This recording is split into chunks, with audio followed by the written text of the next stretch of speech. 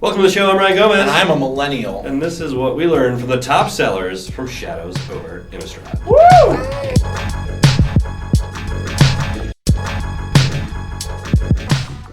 So Shadows over Innistrad, the story of that Pro Tour was, of course, Steve Rubin. Hey! One of our columnists over on magic.tcgplayer.com. He won it all with green-white tokens. Yes, he did. Not a bad way to do it. Full of Gideon and Nissa and all that good stuff. So we're going to start off our little retrospective of the top 10 sellers with a resurgence in white cards. We've got Thalia's Lieutenant, we've got Declaration in Stone. Yeah, so both of these really reward the aggressive, hard-hitting, kind of white weenie swarm that just gets in there and crushes its opponent. Now, Declaration in Stone, I remember when that card was originally previewed. Dude, yeah, me too. Some kind of debate of whether or not it was a good removal spell or not. Turns out, giving your opponent a clue doesn't matter if they're dead before they get to cash it in. Yeah, if they're not making that clue into a card, if they're not giving them the time, then it's just awesome. It's better than Path to Exile. Yes.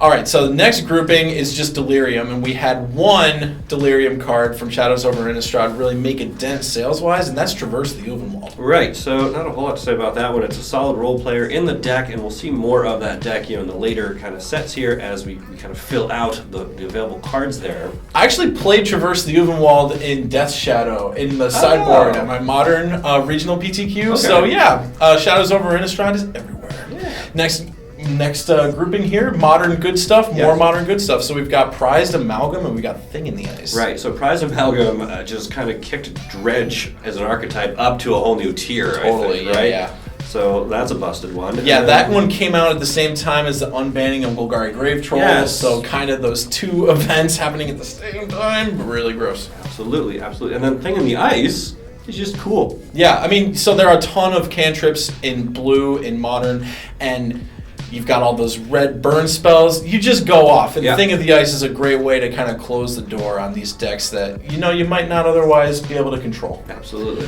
The last category, and the weirdest one, the one that's kind of going to have an effect on Standard for a long time.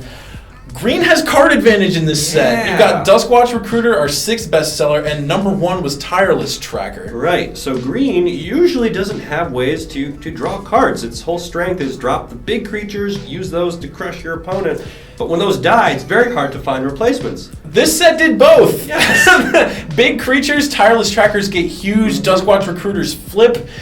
And they also draw you cards. Like, Duskwatch Recruiter by itself is a crazy card. Absolutely. And I like that Tireless Tracker is a neat little nod to Landfall as well, so he kind of bridges between the last block and the new one here, too. That's true. Both cards, by the way, hits with Collected Company. Oh my gosh. There's that card again. It's unreal. And the Bant Company deck that ended up dominating, Eldritch Moon Standard? Yep. Both these cards are in it, along with Reflector Mage and Sylvan whatever. And it dominated this format. It was ridiculous.